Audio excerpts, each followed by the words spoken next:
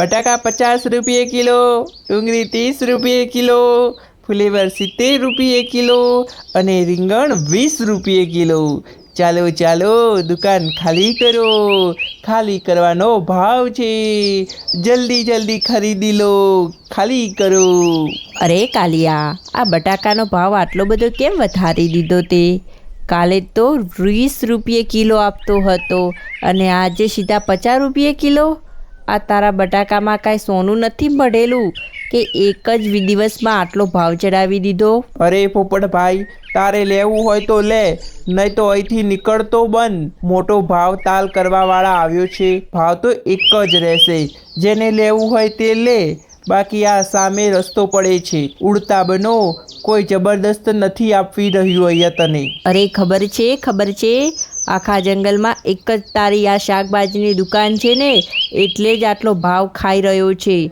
આ બધા તો તારી દુકાન સામે લાચાર છે એટલે ખરીદી કરે છે, પણ હું એટલો લાચાર નથી કે તારી આ લાલચના કારણે તું જે ભાવ બોલે તે બધા જ ભાવમાં ખરીદી લઉં। નથી જોતું તારું શાકભાજી, હું તો આ ચાલ્યો મારા ઘરે, બીજું કંઈક બનાવીને જમી લઈશ, પણ તારા ત્યાંથી તો નહીં જ ખરીદું। પોપટભાઈ તો ગુસ્સામાં ત્યાંથી નીકળી જાય છે, પરંતુ ખરેખર કાગડીના ભાઈ કાલિયાએ શાકભાજીના ભાવ ખૂબ જ વધારી દીધા હતા। આ વધતા ભાવના જંગલના પક્ષીઓ માટે શાકભાજી ખરીદવું મુશ્કેલ બની ગયું હતું। હવે શું ખરીદવું એ વિચારતા બીજા પક્ષીઓ લાઈનમાં ઊભા હતા। અરે કાલિયા, મને આ 70 રૂપિયે કિલોવાળું ફુલેવર આપી દે।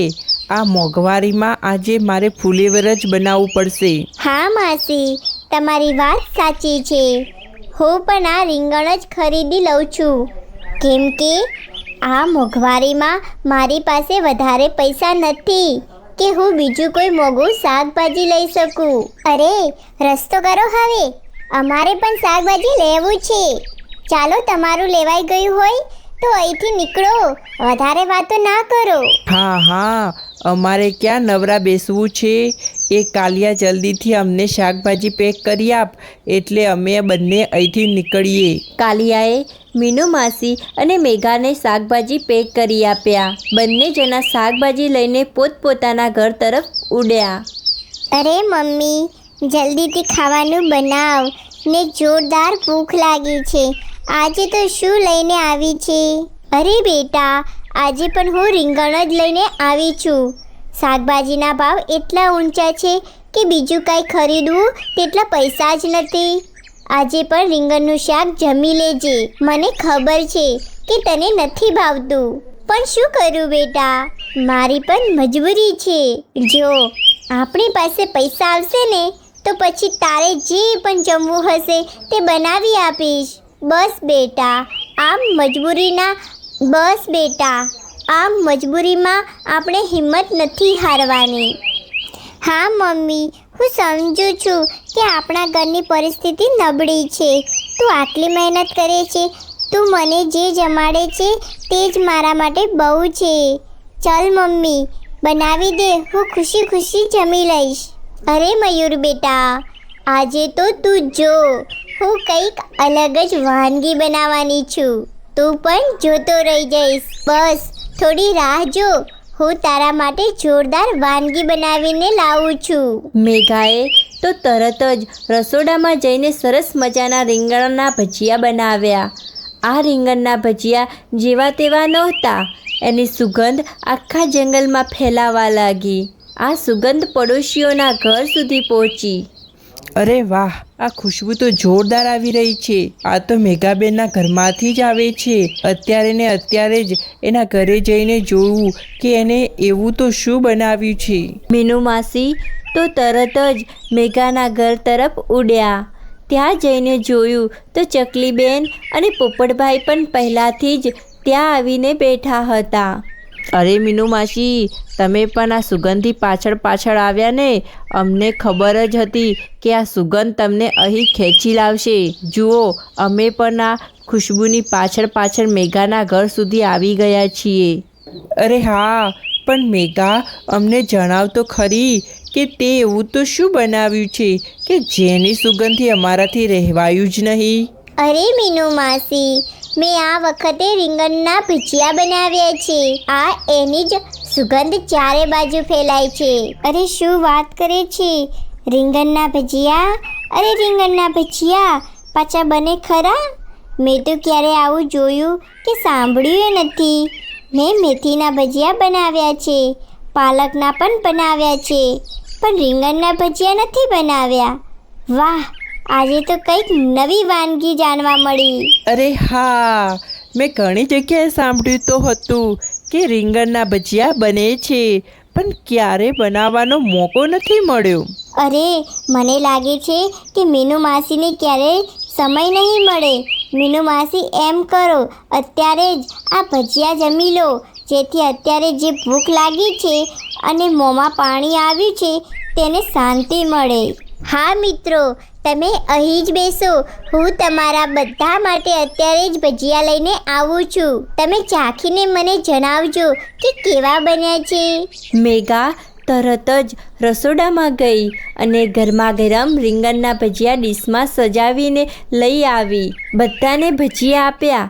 ભજીયા ખાધા પછી તો અરે વાહ વાહ, આ ભજીયા નથી, આ તો અમૃત છે, અમૃત. ખરેખર મેઘાબેન, કહેવું પડે હો, જેવી સુગંધ હતી તેના કરતાં પણ લાખો ગણો વધારો સ્વાદ છે. આ ભજીયામાં મીઠાશ જ મેઘાબેનના હાથની આવી છે. આ તો એમના હાથનો કમાલ છે. વાહ, મજા આવી ગઈ. મિત્રો, હું તમને આખી રેસીપી એક કાગળમાં લખીને આપીશ, જેથી તમને કોઈ મૂંઝવણ ના આવે. અને જો કોઈ સમસ્યા આવે તો તરત જ મારા ઘરે આવજો. હા હો મેઘાબેન, તમે લખીને આપો છો તે જ સારું રહેશે, કેમ કે અમારે તો ઘરે મેના કેટલું બોલતી હોય છે, એ યાદ રાખવું કે પછી આ સારી વાતો યાદ રાખવી. આખો દિવસ લપ લપ કરતી થાકતી નથી, પણ હું સાંભળીને કંટાળી જાઉં છું. એવું છે ને, હવે અમારે મેનાબેનને કહેવું પડશે કે પોપટભાઈ તમને લપીલા કહે છે, એટલે એ તમારી ખબર લે. અરે ના ના મીનુ માસી, જોજો હો, કહેતા નહીં, નહીતર મારી પથારી ફેવરાવી જશે. હું તો મજાક કરતો હતો, પ્લીઝ કહેતા નહીં. ચાલો મીનુ માસી, પોપટભાઈ, હવે આપણે ઘરે જઈએ. બહુ થઈ ગઈ મજાક. મેઘાબેન, મારા બચ્ચા માટે થોડા ભજીયા પેક કરી આપશો, જેથી એ પણ આ સ્વાદ માણી શકે. અરે કેમ નહીં ચકલીબેન, હું તમારા બચ્ચા માટે ખાસ થેલીમાં પેક કરીને આપું છું. મેઘાએ ચકલીબેનના બચ્ચા માટે ભજીયા પેક કરી આપ્યા અને બધા પક્ષીઓ પોતપોતાના ઘર તરફ રવાના થયા.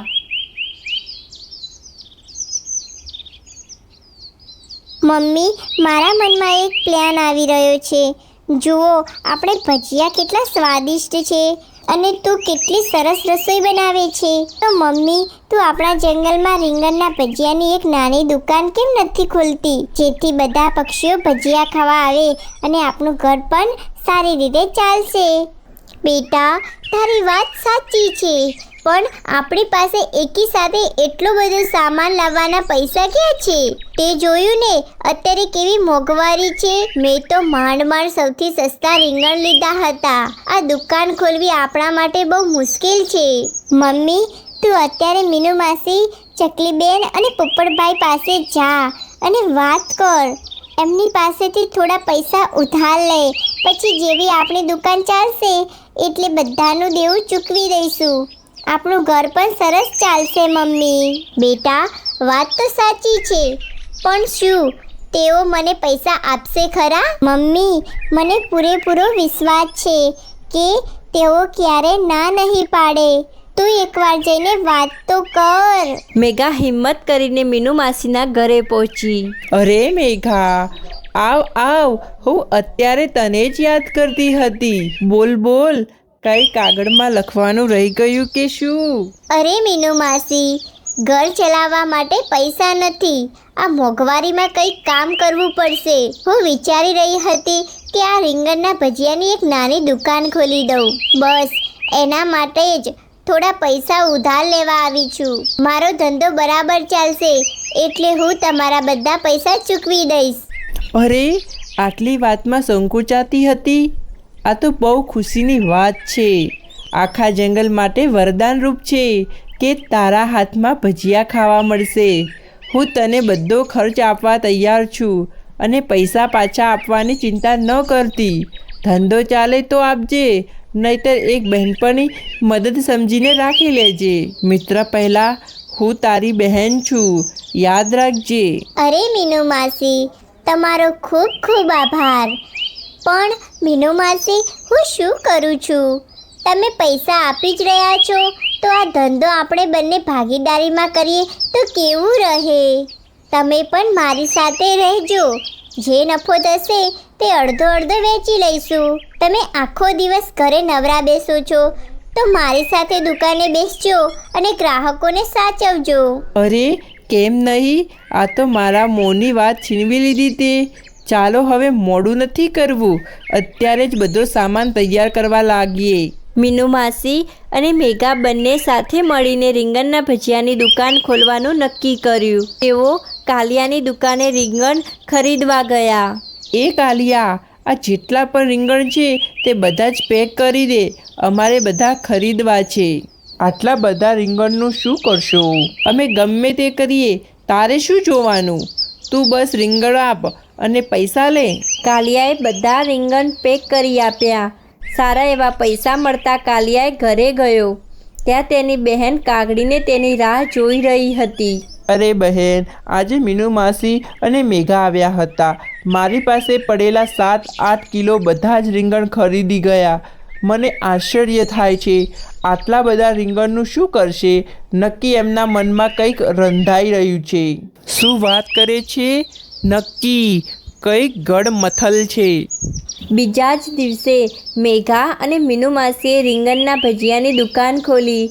ભજીયાની સુગંધથી આખા જંગલના પક્ષીઓ ત્યાં ઉમટી પડ્યા. ત્યાં કાગડી પણ આવી પહોંચી.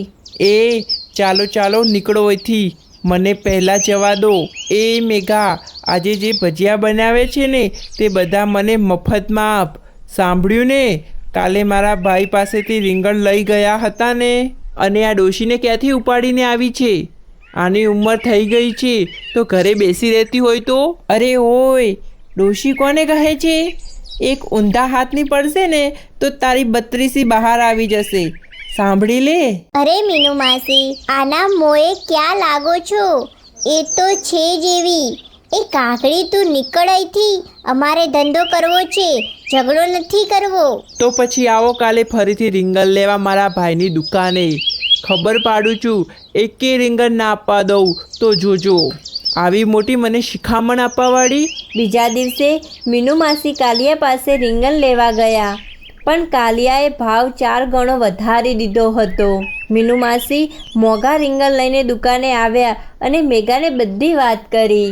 માસી, આટલા મોંઘા રીંગણ લાવીને ભજીયા બનાવીશું તો આપણે રૂપિયાનો નફો નહીં થાય? કાગડી અને એનો ભાઈ આપણો ધંધો ઠપ કરાવવા માંગે છે. માસી, અત્યારે દુકાન બંધ કરો, આપણે ઘરે જઈએ. અરે મમ્મી, કેમ આટલી ઉદાસ છે?